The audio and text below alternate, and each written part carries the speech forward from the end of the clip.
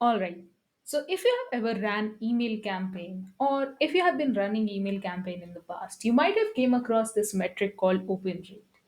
Open rate is a metric that is being tracked since ever. It is used to define what kind of impact your campaign has created on your audience.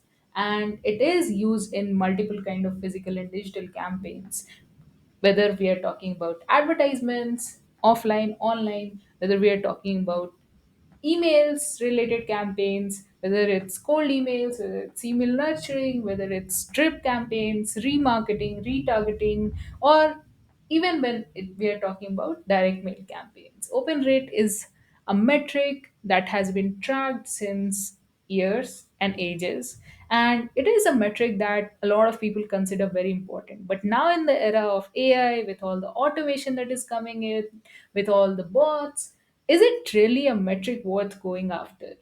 So, in this quick video, I'm going to explain you what exactly is the theory behind open rate. What in the recent era, what exactly is considered as open rates when you're running email related campaigns? And is it a metric that you should worry about? Or are there other metrics that you can look after? So, before we even begin this presentation or before we even begin this video, one question that you might have is, okay, who the hell am I to even explain you all these? Why I'm qualified enough to speak about this. So your query is right. And to give you a brief introduction about myself, I am Ekta. I'm the founder of Outreach Jedi. Here we help B2B companies to get enterprise deals at the top of the funnel. We help them with customer acquisition. As you can see, we have been booking demos and meetings with companies like Tesla, Prismian, Rolls-Royce, Campbell, Shear Foods, Jelita, many multi-million and billion-dollar companies for ourselves and for our clients. If I show you what we have done in the past, so last year we have received 9,032 replies in total. And according to the tools that we use, according to the sales tools that we use, it says that we are in the top 5% of smart lead users. Now, if you don't live under the rock, you might have heard about smart lead and instantly that are some of the key players in the sales outreach industry. So that's what we have done. All right, now getting back to the presentation. So I hope that might have convinced you why am I the right person or why am I qualified enough to speak about this. Last year we have sent almost 10 million emails, and this year we are sending more than 1.5 to 2 million emails per month. So I think I might have some say about this. Now, coming back to this topic, what exactly is open rate?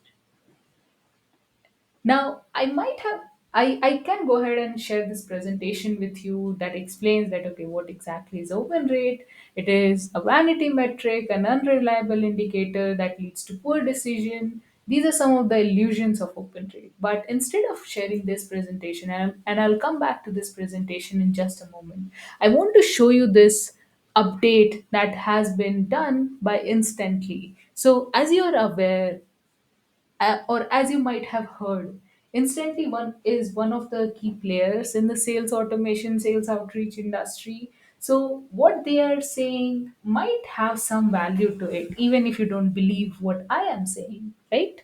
So, if you just scroll down this document just a bit, you will see something as open rate. So let me read what they're saying because it is very important aspect that you see the open rate part, and we'll come to other topics like warm up and link tracking and all those in different videos. But in this video, let's focus our attention to the open rates. So let's read what it exactly is saying. Our services allow but do not require you to track the open rates. Okay. It is important to understand the limitation of the open rates as an analytical metric. Open rates work by inserting a tracking pixel, a transparent image, into the body of an email. When that image is loaded, that loading records as an open event with respect to the email in question. However, the above described process is not 100% reliable for some reasons, which makes the open status difficult to confirm.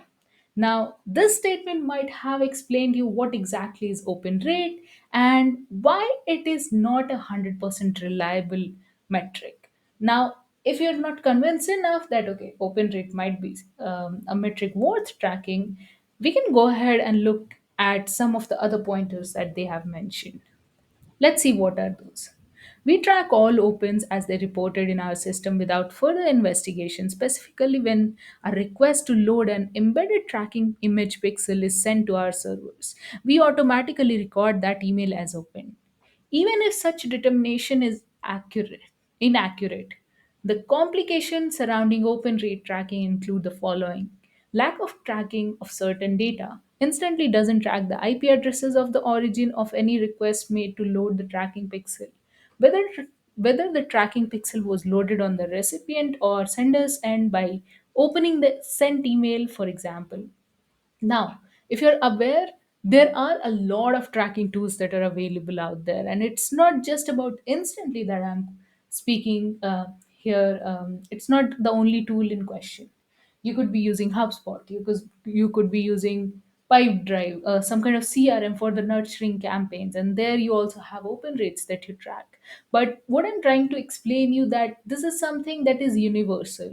Every tool follows a similar principle, and since we are talking at the end of the day about ESPs, that is your service providers, that is Google, Outlook, Yahoo, Zoho, these kind of services, they perform in the similar way, in the similar fashion, no matter what kind of tools we are considering here for the outreach or the um, email marketing purpose, right? So let's look at some of the pointers that they have mentioned. What could be the reason behind the open rate? Okay, so first is false positive. Let's see. There are a growing number of false positive when it comes to the open rate that are beyond our control. So even they are saying that it's not in their control. Below a few example of open designation of the screened emails. The existence of the open tracking pixel may cause the email to be screened out by bots because the presence of that image, which may be seen as an attachment and therefore suspect by pre-scanning bots. This act of being screened out by a bot may trigger an open designation in our system. So you see, although you're tracking your open rate, it is not going to do any good with your email. And as it is mentioned in the first one itself, that although your email is being tracked, it might not be exactly tracked due to the trigger caused by a person. It could be the reason. It could be because a bot has opened the email or suspected it while scanning, right? Let's look at the other pointers. Caching and previews. Some email tools might count preview pan views or cached version of emails opens, even if the recipient hasn't fully engaged with the content. This can lead to inflated open rate metrics. So that it is saying that there are chances where your open rate metric can even be inflated, right? Let's look at the other pointers first before I start explaining. Load triggers. The use of some email clients or tools may automatically trigger the loading of images, including tracking pixel. When an email is selected, even if that email is not fully opened by the recipient, that could be considered as open. And when you're sending these emails, these could be tracked as open rates. Now let's look at the other pointers. Image rendering by third-party intermediaries between sender and recipient. Certain email clients or platform may automatically load images that are embedded in emails for tracking purposes. For example, to save the images on their server before serving to a user.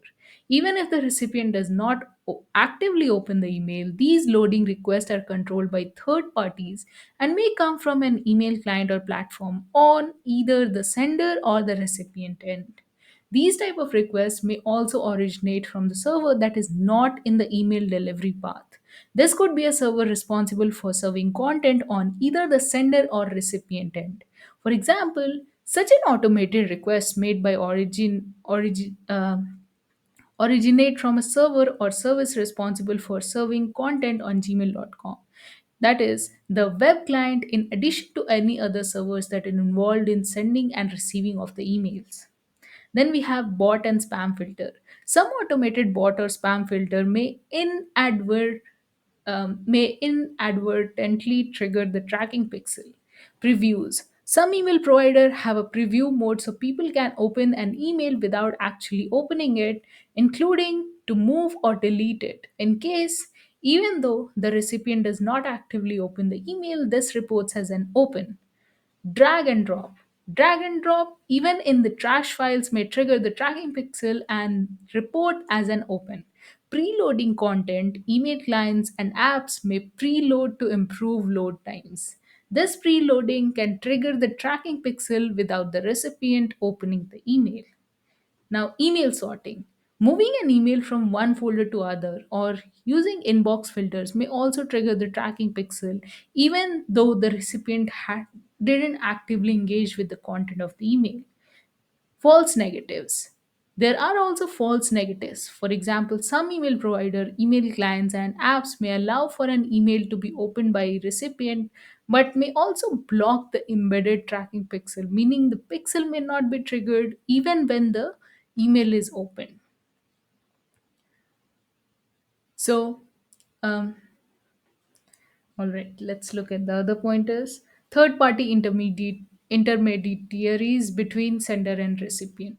As noted above, whether an email has been opened is determined by embedding a transparent image or a pixel into the body of an email. When a request to load that tracking pixel is sent to our servers, our records automatically count this as open. In addition to the explanations provided above, the technical trigger for this open status may also come from a third party intermediaries between the sender and recipient, not directly as a result of the delivery path. Some email service providers or email clients may send automatic requests to load images embedded in emails, for example, to save the image on their server before serving to a user. Such automated requests may originate from third-party server or email client involving in serving emails to a human user or both the sender and the recipient end. Now, in all these pointers, if we look at the summary, as a result of the above, instantly cannot confirm that the open rate metric is provided are 100% accurate. They are based solely on instantly reasonable effort to track open rates. That being said, user may find this metric helpful, including, for example, the open rate is very low, which may be worth investigating. If you are concerned about the accuracy, you can even disable this, right? So this is what they are saying. So this company, a lot of people that I know, even we are using this tool. So whatever they are saying, it's not a fluke, right? And based on the pointers that they have mentioned, there can be multiple variables using which or the due to which open rates can be triggered or opens could be triggered, whether it's a bot, whether it's someone previewing that email, whether someone is just deleting that email, moving it from one folder to other, and all these can cause open rate. And just imagine if you're running a campaign and you see 70% or even 90% of open rate, but in the back end what users are doing is they're just deleting or the bots are tracking your email.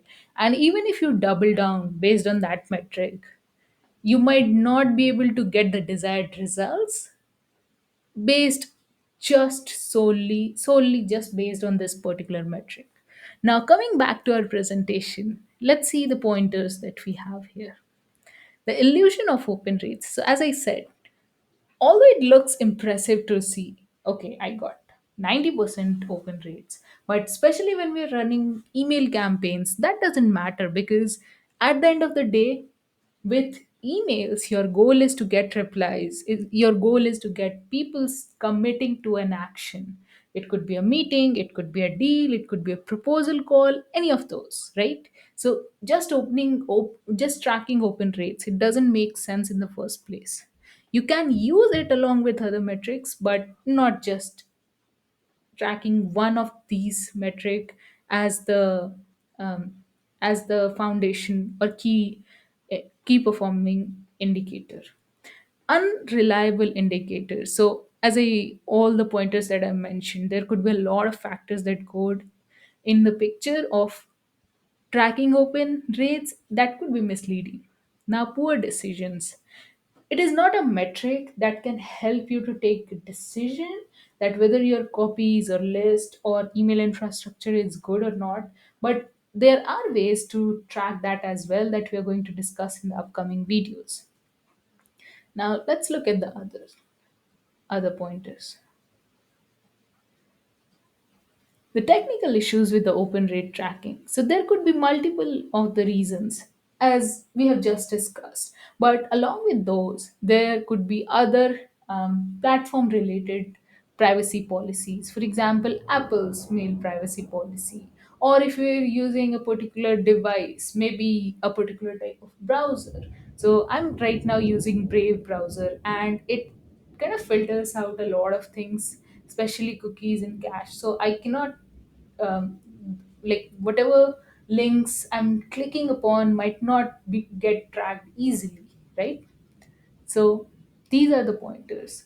The problem with that, the problem with the inflated numbers is that you see that okay, I am getting good numbers, but I'm not getting the desired meeting numbers with just based on the open rate optimization.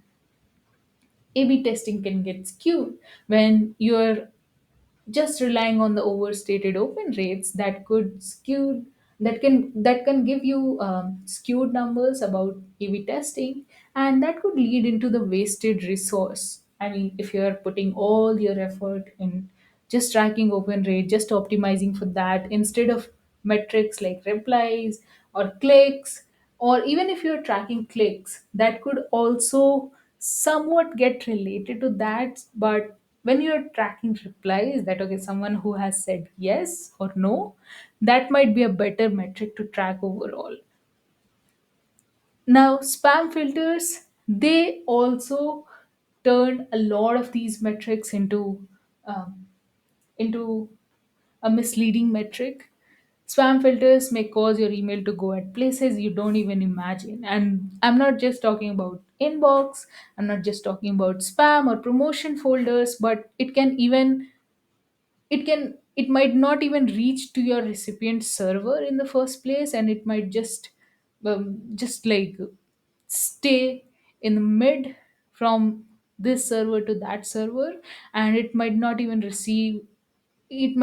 reach its destination in the first place. So spam markers can trigger your emails with false open rates.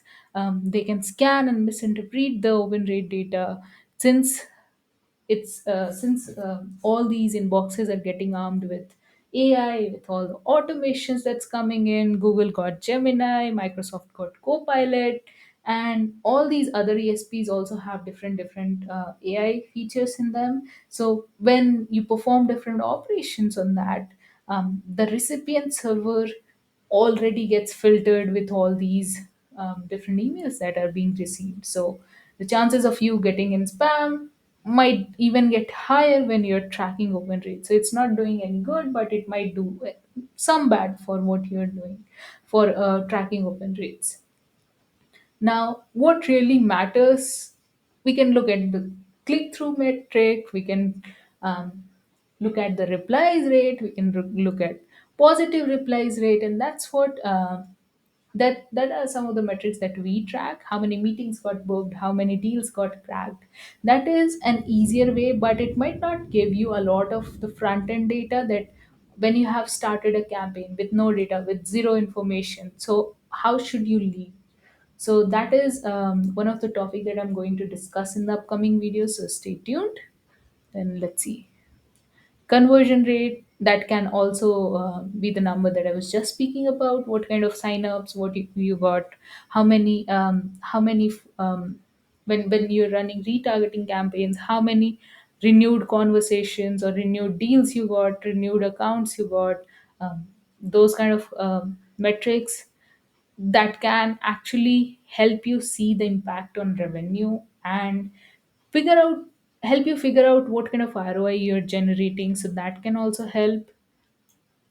Then reply rate, that is a very good metric, especially for cold emails, when we're figuring out the lead generation process and the conversion and the ROI on the top of that. Because when you're running campaign on your for yourself or on behalf of your client, you have to show that at the end of the day what kind of ROI it has generated. And when you're tracking a metric like reply rate, you know that these many people have raised their hands, and then out of these people, whatever number of people have went to the next step, and then the next step, and so on. So how many people replied, how many people positively replied, how many meetings got booked, how many discovery calls, how many proposal calls and deals, and so on, and what kind of LTV you're generating out of your email campaigns. So that's how it could be tracked. Then this is just a summary of all those metrics. Finally, we can focus on engagement and overall ROI. Instead of just scanning what kind of attention your email campaigns are capturing, you can track for what kind of response it's capturing. So eyeballs are good, but getting actionable items done, that is awesome. So whenever you're running these campaigns, make sure to not to put all of your attention and focus to open rates, but you can also keep these other key metrics in place, and then also keep open rate as one of the metric that you can look into. So look for replies, look for what kind of conversions you're getting, look for clicks if you're adding any links, although we don't suggest to add links, especially in cold emails. But if you have any kind of link, you can look for that as well, right? Then, all right. So finally, as the conclusion of this video, as we have seen that although open rate is one of the key metrics that a lot of people track while running email campaign, but in reality, it might not even give you the right data due to all these different kind of factors that I've shown you. So in Crux, you don't have to focus just on open rate. You can focus on other metric and keep it in the back of your head while preparing the reports, because ultimately your goal is to go after the ROI and the actionable items that has been done out of your email campaigns, instead of just tracking the vanity metrics. So that's the conclusion of the video. Now if you think that this video is helpful, do share this video with your team, with your colleague, or whoever is working in email marketing campaigns, so that it can help them figure out whether it's something worth chasing or not. And if you're a business owner who is working in lead generation, if you're a business owner who is trying to get more leads, more top of the funnel conversations, or just exploring different channels for customer acquisition, and would like any kind of help with the process, you can reach out to us. You can reach out to me. You can check our website at outreachjedi.com, outreachjedi.com. And you can also reach out to me on my email. I'll add my meeting scheduling link below, so you can check that out. And if you need any help, we are here to help. And I'm looking forward to help you explain how to use emails and how to use cold traffic, and then get customers out of those cold traffic without the hassle of hiring someone else, without the hassle of learning the whole process on your own, without the hassle of spending a fortune without getting the right kind of ROI. So if you're someone who is looking to explore this space, you can check out our videos. And if you want some helping hands in the process, you can definitely book a call with us so that we can provide you with a free audit to figure out what kind of process you have and where do we see gaps in the process. That is it for this video. I hope you found something helpful, and I'll see you in the next one. Till then, peace out. Bye.